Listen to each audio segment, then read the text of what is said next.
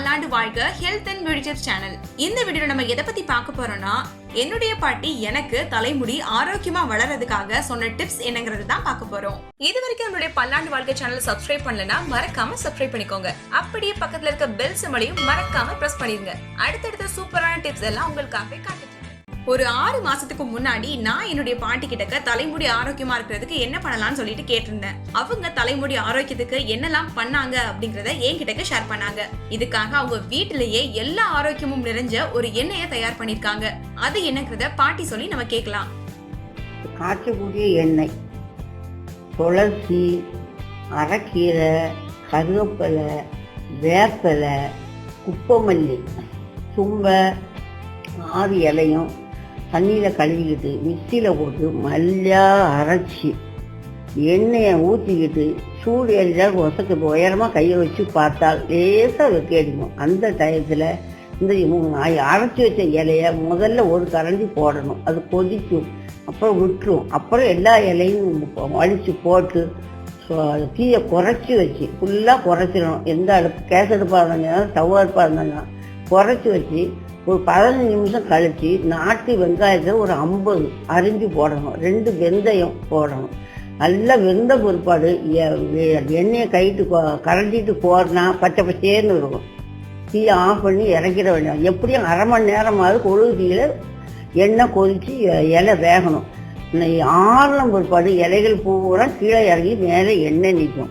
அது குளிர ஆறின பிற்பாடு ஒரு துணியை எடுத்துட்டு துணியில் எண்ணெயை ஊற்றி வடிகட்டிட்டு அப்புறம் அதில் உள்ள சக்கைகளையும் எடுத்து அதில் போட்டு கைட்டு இறுக புழிஞ்சு விட்டு தலைக்கு அந்த எண்ணெய் தேய்ச்சால் தலையில் பொடுகு வராது, முடி கழியாது, நல்ல கருமுனையாக வளரும், வெட்டையாகவும் விழவும் செய்யாது. இவ்வளவு நன்மையும் அதில் உண்டு. என்னோட பாட்டி சொன்னதை நீங்க கேட்டிருப்பீங்கன்னு நினைக்கிறேன். இவங்க என்ன சொன்னாங்கன்றத நானும் ஒரு தடவை தெளிவா சொல்றேன். இந்த எண்ணெய் தயாரிக்கிறதுக்கு 6 வகையான நமக்கு இலைகள் தேவை. முதல்ல துளசி, 2வது அரைக்கீரை, 3வது கருவேப்பிலை, 4வது வேப்பலை, 5வது குப்பமல்லி, 6வது தும்பை இலை. முதல்ல சொன்ன 4 இலைகளும் நீங்க எல்லாருமே கேள்விப்பட்டிருப்பீங்க. துளசி, அரைக்கீரை, வேப்ப இலை, கருவேப்பிலை இது எல்லாமே ஈஸியா கிடைக்கக்கூடியது. இந்த குப்பமல்லியும் தும்பை இலையும் தான் கிடைக்கிறது கஷ்டம். இது நீங்க தெரிஞ்சவங்க கிட்ட சொல்லி வாங்கி வச்சுக்கோங்க. இப்படி இந்த 6 வகையான இலைகள்லயும் ஒரு கொத்து எடுத்துக்கலாம். கறிவேப்பிலைய கூட ஒரு கொத்து எடுத்துக்கிட்டா ரொம்பவே நல்லது. இப்படி எல்லாத்தையும் எடுத்துக்கிட்டு கொஞ்சமா தண்ணி தெளிச்சு மிக்சில போட்டு நல்லா மைய அரைச்சு வச்சுக்கோங்க. மிக்சில அரைக்கும் போது கவனமா அரைங்க, நிறைய தண்ணி ஊத்தாதீங்க, கொஞ்சமா தண்ணி ஊத்திக்கோங்க. இப்படி நல்லா கெட்டியா அரைச்சு வச்சுக்கிட்டு அப்புறமா 1 லிட்டர் தேங்காய் எண்ணெய் எடுத்துக்கிட்டு அதை நல்லா கொதிக்க விடுங்க. நல்லா ஆவி பறக்க வரும்போது அந்த எண்ணெயில நீங்க அரைச்சு வச்ச விழுத போடுங்க.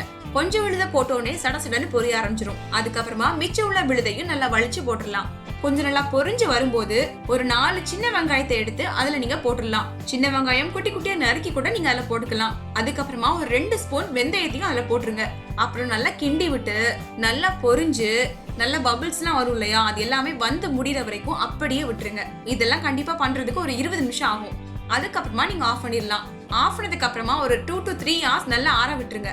நல்லா ஆறினதுக்கு அப்புறமா ஒரு பாத்திரத்துல வெள்ளை கலர் துணியை விரிச்சுக்கிட்டு நம்ம ரெடி பண்ணி வச்ச இந்த எண்ணெயை அதுல ஊத்துங்க. கொஞ்சம் கொஞ்சமா அதுல போட்டு நல்லா பிழிஞ்சு எடுத்துருங்க.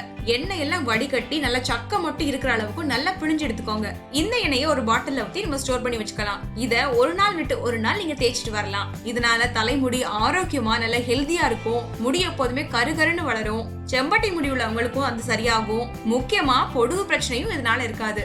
பொடுகு இருக்கிற இடங்கள்ல இது நல்லா அழுத்தி தேய்ச்சிட்டு வரலாம். இப்படி நீங்க வீட்லயே தயார் செஞ்ச எண்ணெயை 6 மாசம் வரைக்கும் நீங்க வீட்ல வச்சு பயன்படுத்திக்கலாம். நான் இதை 6 மாத காலமா பயன்படுத்திட்டு வரேன். எந்தவித சைடு எஃபெக்டும் கிடையாது.